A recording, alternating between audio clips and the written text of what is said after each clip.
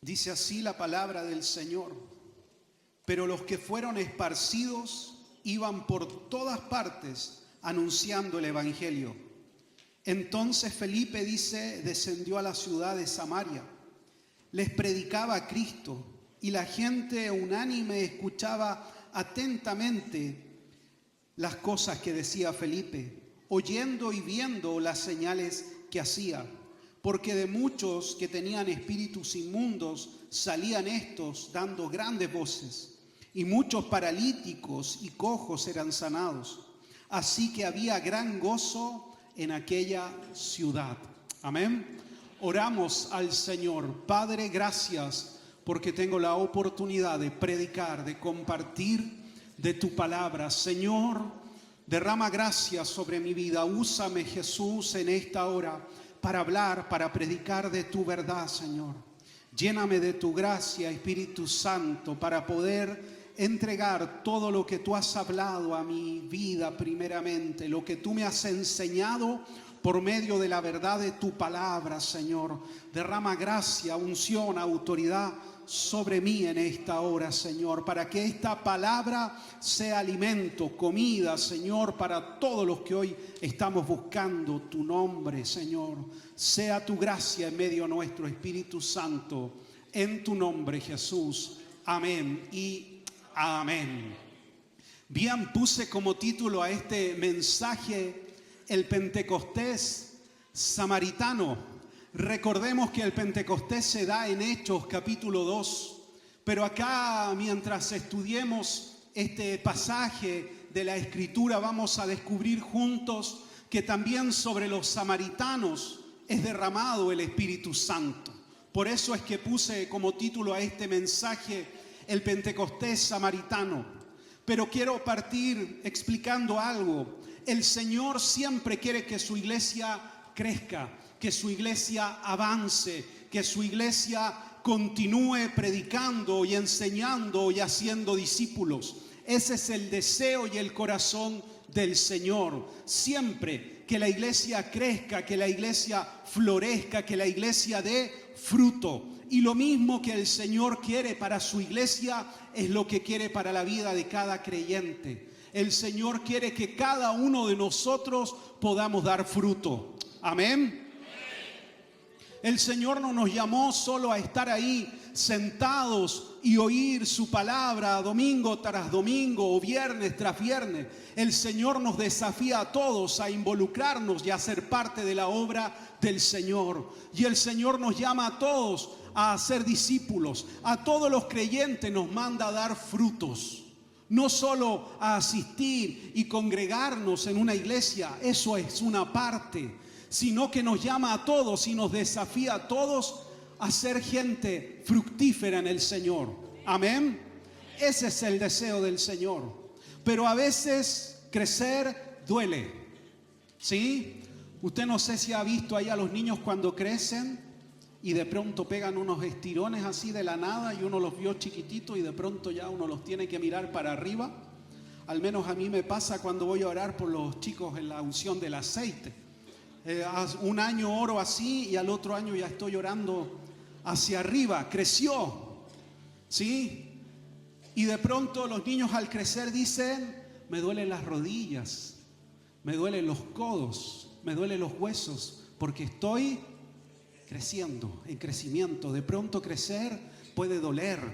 Y de pronto cuando el Señor nos hace crecer, nos saca de nuestro lugar de comodidad. Nos saca de nuestro lugar de confort y nos lleva a escenarios en los cuales nunca pensamos a estar. ¿Para qué? Para hacer crecer nuestra fe, para hacer crecer nuestra dependencia de Él, para hacer crecer nuestra comunión con el Señor. Cuando estamos demasiado acomodados y controlamos todo lo que sucede alrededor nuestro y en nuestra vida, nuestra dependencia y nuestra búsqueda del Señor a veces comienza a menguar. Pero cuando estamos en escenarios inciertos, entonces comenzamos a buscar al Señor. Porque hay algo que ya nosotros no podemos controlar. Y entendemos que solo el Señor es el que puede obrar a favor de nuestras vidas. Amén. ¿Por qué esta introducción? Porque la iglesia tenía que crecer. Y la iglesia se había quedado refugiada en Jerusalén. Desde Hechos capítulo 2 hasta este momento que leemos, han pasado casi 7 años desde el derramamiento del Espíritu Santo. Y la iglesia ha crecido, y la iglesia se ha multiplicado, y la iglesia está en un mover y en un avivamiento, pero se quedó detenida en Jerusalén. Y la orden que el Señor le dio fue que esperara la promesa, ¿sí?, para ser testigos en Jerusalén, en Judea, en Samaria y hasta lo último de la tierra. ¿Y dónde se quedaron ellos? En Jerusalén. Estaban ahí, en comunidad viviendo, buscando al Señor, siendo llenos del Señor. ¿Sí? Profecía, palabra, maestros, doctrina, tenían todo, pero se habían olvidado de algo. Había que expandir el mensaje. A veces tenemos todo como iglesia, tenemos dones dentro nuestro, maestros, evangelistas, pastores, pero no podemos quedarnos acá encerrados entre nosotros. El desafío es crecer. Y para eso el Señor de pronto nos saca de nuestro lugar de comodidad. Felipe, que es lo que acabamos de leer, fue electo como diácono por la multitud, presentado ante los apóstoles, y fue impuesta las manos sobre él y sobre otros varones. Dentro de ellos estaba un varón llamado Esteban. La Escritura lo describe como un hombre lleno de fe, lleno del Espíritu Santo. Este hombre fue hasta una sinagoga llamada de los libertos. Él era de habla griega, no era judío nacido ahí en Jerusalén, era de la dispersión. Fue hasta allá y comenzó a debatir, y dice que ciertos hombres malos comenzaron a acusarlo de que él hablaba en contra del templo, en contra de Moisés, y lo toman y lo llevan ante el Sanedrín. Y en ese momento Felipe comienza a hacer toda una exposición y toda una predicación. Usted lo puede leer ahí en el libro de los Hechos. Y no encuentran cómo refutar la verdad que él está predicando, y está hablando a través de la Escritura que Jesús es el Mesías prometido. Y dice que ellos comenzaron a tener tal rabia y tal odio en su corazón en contra de lo que estaba exponiendo Esteban, que rechinaba los dientes, dice, apretaba los dientes. Y en ese momento, dice, arremetieron contra él, lo tomaron por la fuerza, lo llevaron fuera y lo apedrearon. Y le quitaron la vida a Esteban. Y dice que el rostro de Esteban, mientras era apedreado, era como el rostro de un ángel, lo describe Lucas. Brillaba, dice. Y él dice, veo los cielos abiertos y veo al Señor sentado a la diestra de Dios. Y la Escritura dice que en ese momento, a través de estas piedras, le quitaron la vida. Es una muerte violenta. Pero dice que él, su rostro brillaba. Y me encanta cómo lo describe Lucas, porque dice que no murió, dice, sino que durmió. ¿Esperando qué? Ser despertado cuando Cristo venga. Pero ahí es el primer mártir. Surge el primer mártir de la iglesia. Y entonces viene esta expansión. ¿Por qué? Porque había que salir de Jerusalén. La persecución ya no era solo un discurso, ya no era solo palabras agresivas, ahora había cobrado la vida de Esteban. Por lo tanto, todos los que en algún momento en Hechos capítulo 2 se convirtieron cuando cayó el Espíritu Santo y venían de todas partes del mundo antiguo y presenciaron este fenómeno y se quedaron en Jerusalén para aprender la doctrina apostólica, ahora cada uno comenzó a regresar a su ciudad de origen. Y con esto comenzó a expandirse el Evangelio. La persecución de la iglesia nunca va a traer que el mensaje se detenga. Siempre trae crecimiento. Yo no escuché un amén ahí. A mí me lo enseñó un profesor en el Instituto Bíblico, Raki Grams. Nunca me olvido de su frase: sangre de mártir, semilla de cristiano.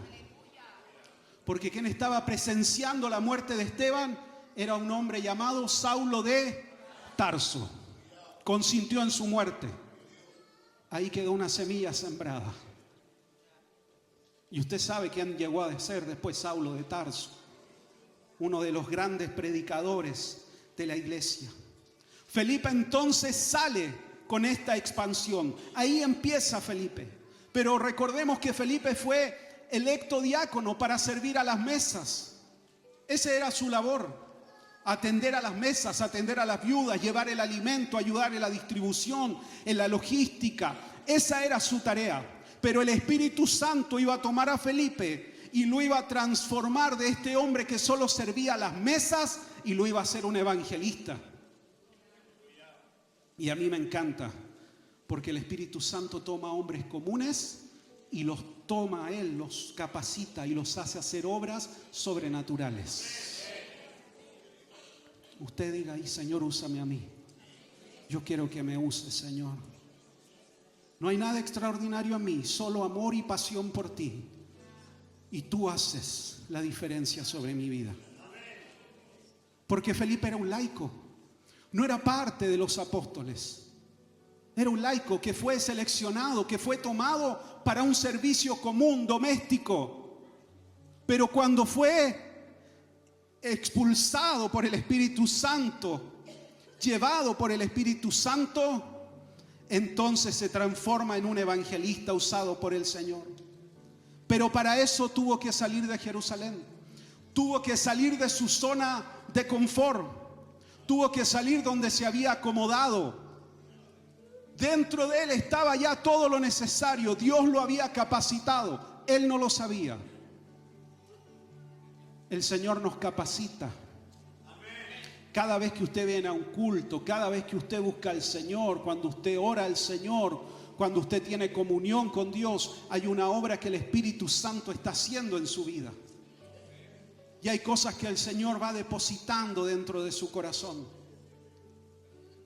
Y usted no sabe que el Señor lo está preparando para lo que viene más adelante. Dios nos ha preparado a todos para enfrentar persecución, adversidad, tempestad. Quizás no lo vemos hoy, pero Dios nos está formando. Cada día que buscamos al Señor, Dios está formando nuestra vida. Y Él nos está preparando para lo que viene por delante. Como dije, esta historia puede ser la historia de cualquier hombre y cualquier mujer común que se dispone a servir al Señor y se deja guiar por el Espíritu Santo. El mismo Espíritu Santo que reposó sobre la vida de Felipe poderosamente es el mismo Espíritu Santo que reposa hoy sobre nuestras vidas. Y sigue buscando hombres y mujeres dispuestos a hacer la obra del Señor. ¿Qué respuesta encontrará hoy en medio nuestro? Un heme aquí, envíame a mí. ¿Qué respuesta encontrará en medio nuestro? Como dije, a veces para que el árbol dé fruto hay que zarandearlo. ¿Usted ha visto un árbol cargado de frutos? ¿Qué se hace? Se remece el árbol, que bote todo el fruto. ¿Sí? Se recoge y se guarda. Y el fruto vuelve a crecer, porque si no se pudre en el árbol mismo. Hay que moverlo, hay que remecerlo para que ese árbol pueda dar fruto.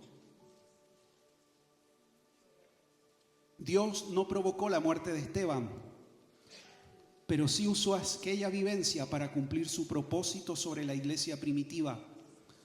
Porque dice el texto que iban por todas partes predicando el evangelio. Cada uno de estos testigos de Pentecostés ahora regresaba a su ciudad predicando el evangelio. El Espíritu Santo es el mejor estratega, el mejor planificador. Nada puede detener a la iglesia del Señor. No calles, predica a Cristo, habla del Señor. Donde vayas, habla del Señor. Y no dejes que las vivencias que estás teniendo hoy, que quizás pueden ser amargas, te hagan callar lo que tú tienes dentro de tu corazón. Porque Felipe perdió un amigo, perdió un compañero de milicia. Por años estuvieron juntos. Esteban era parte de la comunidad. Pero él decidió que ese dolor, que esa amargura, que esa pérdida humana, real, que ese martirio no lo llenara de amargura, no lo llenara de dolor, no lo llenara de miles de preguntas al Señor. Al contrario, decidió perdonar y llenarse de Cristo. Perdone rápido y llénese del Señor. No se llene de amargura, de rencor, de odio. No, llénese de Cristo, llénese del Señor. Suelte rápido, perdone rápido.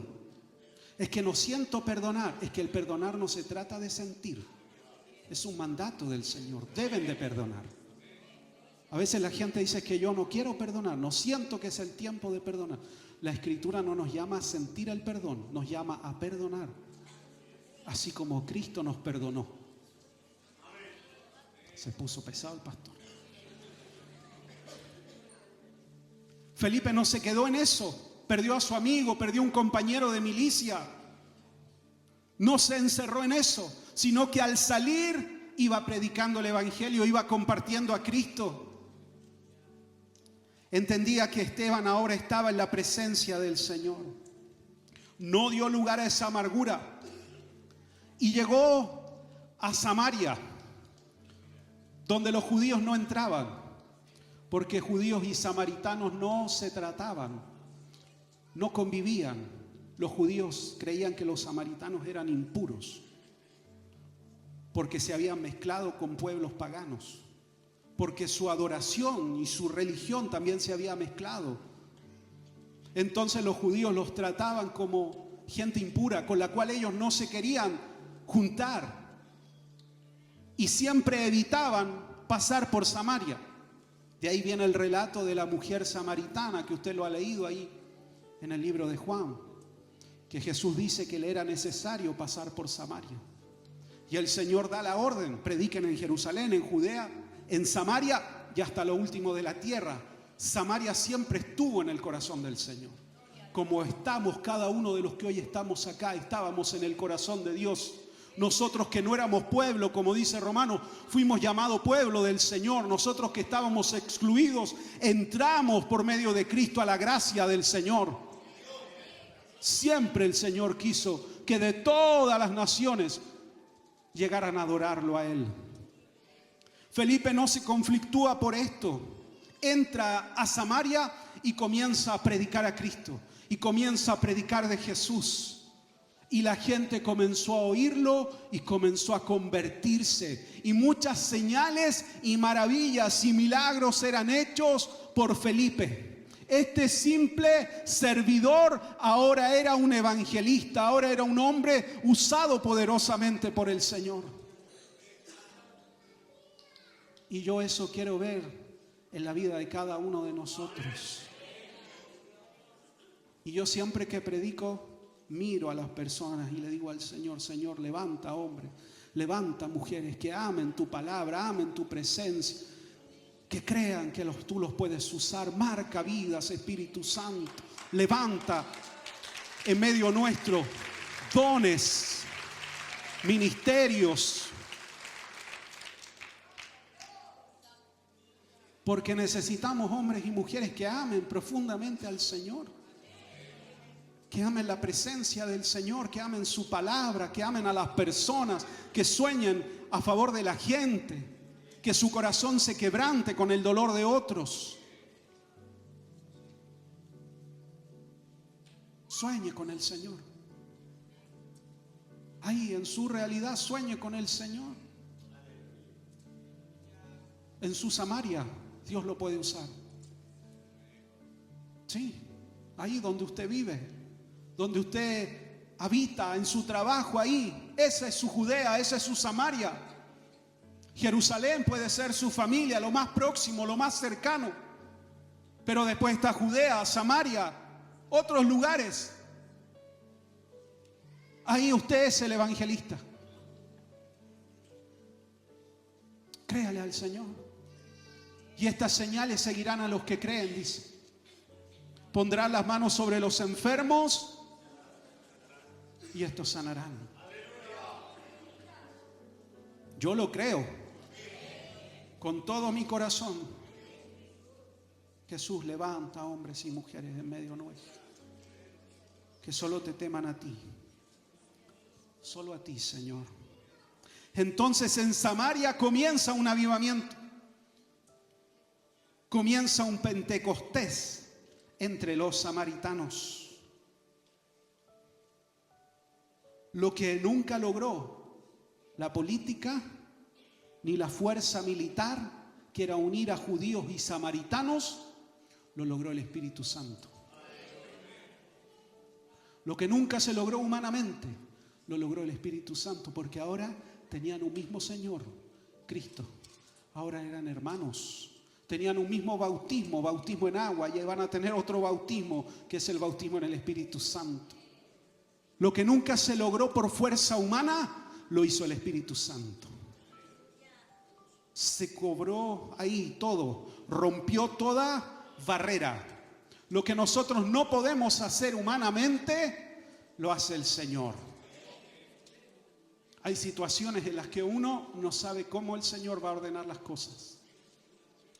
Conflictos muy difíciles, en intimidad, en la familia, en diferentes lugares. Yo no sé cómo lo vas a hacer, Espíritu Santo, pero tú lo vas a ordenar. No sé, Señor, yo no sé. Oh, Espíritu Santo. Yo no sé. A veces hay gente ahí que ve la realidad que está enfrentando en su casa con sus hijos. Yo no sé cómo lo vas a hacer, Espíritu Santo, pero tú vas a hablar a mis hijos. Tú vas a tratar con ellos. Tú eres el único que puede cambiar esa realidad. Yo no puedo. Tú llegas al corazón donde yo no puedo llegar.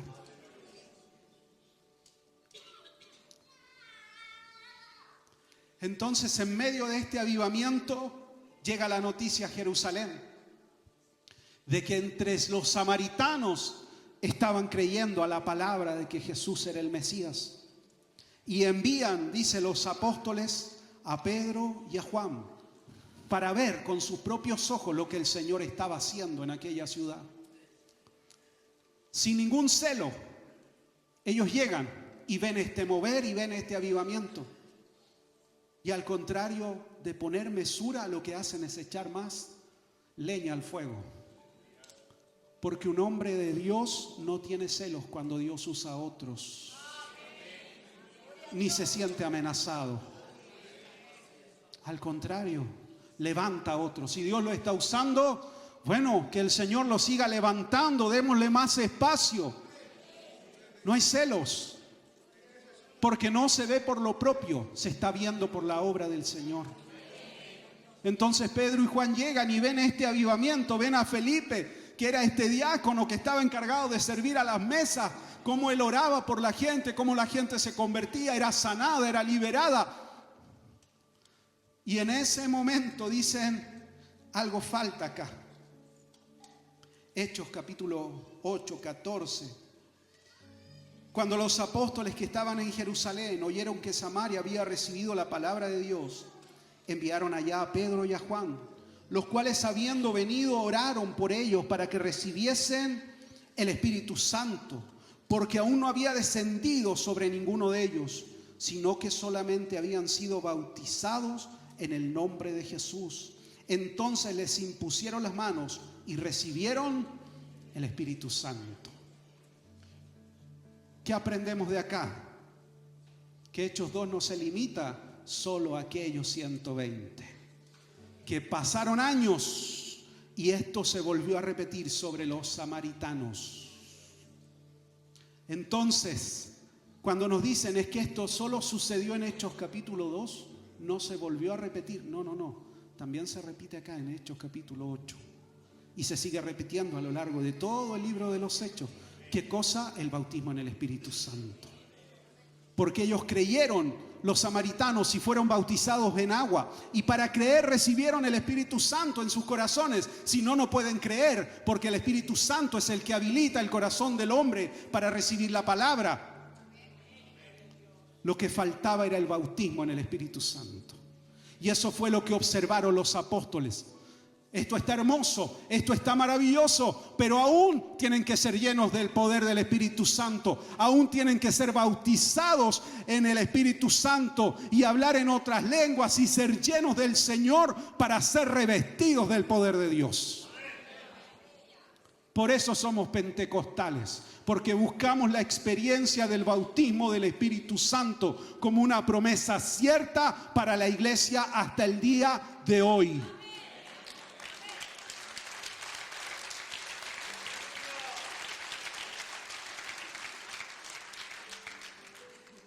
Y es lo que sucede comienzan a orar, ponen sus manos y la gente comienza a recibir el bautismo del Espíritu Santo.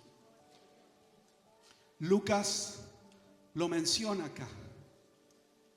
Y dentro de los que creyeron hay un hombre que queda maravillado por lo que sucede. Simón el mago.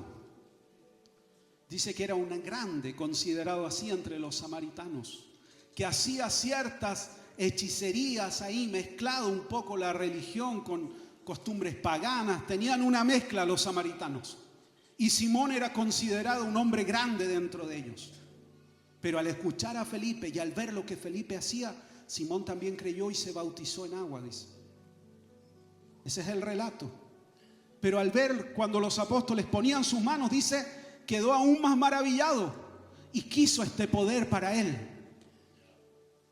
Y acá viene un pecado, el pecado de simonía, querer comprar el don de Dios con dinero. Y se acerca a Pedro y le dice, véndeme esto que tú tienes. Y Pedro le dice, tu dinero perezca contigo, porque has tratado de comprar el don de Dios con dinero. Lo que el Señor nos da, ¿sí? Él lo da de gracia. No se vende, no se tranza, no se compra. Porque lo que sucedió antes sigue sucediendo de pronto hoy. No hay nada nuevo debajo del sol. Y ahí surgen todos estos pactos modernos de pactar por mi milagro, de querer comprar la bendición de Dios. No. El Señor nos bendice por pura gracia y misericordia.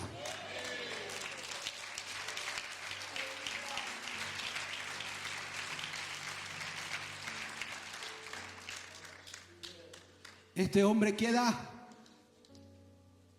profundamente conmovido por lo que Pedro le dice. Y les pide que tal cosa ojalá no acontezca con él.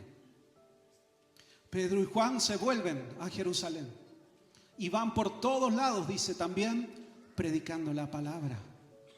Y Felipe es guiado por el Señor para predicar a un hombre etíope, eunuco, funcionario de la reina de los etíopes.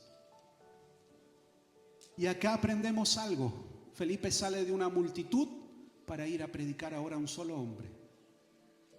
Porque al Señor no le impactan las multitudes, al Señor le importan las personas. Sea una multitud o sea un solo hombre que necesita escuchar, Dios va a enviar a alguien a llevar una palabra de esperanza. A nosotros nos impactan las multitudes, al Señor no. Por un solo hombre tomó a Felipe y lo guió y lo llevó hasta el camino de Gaza para predicar la palabra del Señor. Quiero concluir con esto. El Espíritu Santo es el que nos guía y orquesta todas las cosas. Él movió a Felipe a ir a Samaria, movió a Felipe después a ir a predicarle al etíope. Dios lo fue guiando paso a paso, todo lo que tenía que hacer. Y todo esto que nosotros leemos es para nosotros hoy. No es solo parte de una historia que se vivió atrás, hace siglos. Debe de ser una realidad creída por cada creyente, vivida dentro de la iglesia del Señor. Y quiero terminar con este ejemplo. Hace muchos años atrás tuve la oportunidad de ir con mi esposa a Uruguay. Y dentro del recorrido, yo intencionadamente, ella no lo sabía, googleé Estadio Centenario de Uruguay, ¿dónde quedaba? Y le dije, salgamos a caminar. Ella no tenía idea, yo sí. Y de repente vamos caminando y veo al fondo y le digo, ¡oh, mira el Estadio de Uruguay! Como un accidente, una casualidad. Y comenzamos a ir, llegamos, ella me acompañó y el estadio era un estadio antiguo, no estaba remodelado, poco atractivo visualmente. Y dentro de eso logramos entrar, tenían como un museo en el estadio. Y ahí empecé a observar y ellos tenían en las paredes, rodeados por todos lados, toda su historia futbolística. Entonces estábamos ahí y había un guía, explicaba algunas cosas. Entonces decía que ellos tomaban a los niños cuando tenían 6, 7 años y los metían acá y los hacían caminar y recorrer y mirar todas las paredes, porque en las paredes estaba retratado todo lo que ellos habían ganado. Entonces desde pequeños les empezaban a inculcar que ellos eran victoriosos, que ellos eran ganadores, que ellos eran los mejores en el fútbol. Entonces ellos empezaban, decía el que nos guiaba, a absorber esta historia y miraban cada triunfo y decían: esa es mi herencia deportiva, de allá yo vengo. ¿Sí? Entonces cuando ya llegaban a una edad de competir, ellos no se paraban como uno más. No, ellos se paraban con una conciencia de cuál era la herencia que traían. Y ahí viene la garra charrúa, la mística.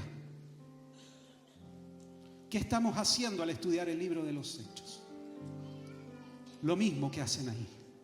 Esta es nuestra historia, de acá venimos, del Pentecostés, de la iglesia primitiva, de la llenura del Espíritu Santo, de los milagros, de la evangelización sobrenatural. De acá yo vengo, esta es mi historia, esta es mi raíz. La obra del Espíritu Santo, los dones del Espíritu Santo. De allá vengo, esa es mi herencia espiritual. Eso es lo que el Señor prometió para cada creyente, para cada uno de nosotros. Yo no me paro acá solamente como Eduardo Herrera, no, yo me paro acá porque detrás mío y dentro de mí está Cristo, está el Espíritu Santo. Yo no voy solo en mi humanidad, sino que voy en el nombre del Señor. Entonces cuando yo leo y comienzo a leer, yo digo, esta es la historia de la iglesia y esto es lo que tenemos que vivir hoy. Si se vivió ayer, se puede vivir hoy. Si Dios lo hizo ayer en el pasado con otros hombres y mujeres a lo largo de la historia de la iglesia, lo va a volver a hacer hoy. No es solo una historia para ser leída, es una historia para ser vivida por la iglesia. Dios usó un hombre común como Felipe. Lo mismo que suceda con nosotros. Lo mismo que suceda con usted. Úsame, Señor. Yo lo leo acá, como Dios usó a los hombres, como Dios usó a Ananías, distintos varones, distintas mujeres. Señor, yo quiero vivir eso. Yo quiero experimentar eso. Que esa misma gracia, Señor, esté sobre mi vida, sobre la iglesia en la que yo asisto. Cuando usted llegue aquí y nos comencemos a juntar para orar, que esa sea su oración. Señor, que la vivencia de esta iglesia y de la iglesia del Señor, no solo acá en San Diego, sea la vivencia de la iglesia primitiva. Porque esa es nuestra herencia. Si a usted le hicieron creer otra cosa, no. Esto, acá está. Acá está la iglesia primitiva. Este es el modelo a seguir. Esto es lo que el Señor quiere para su iglesia. Amén. ¿Puede ahí ponerse de pie?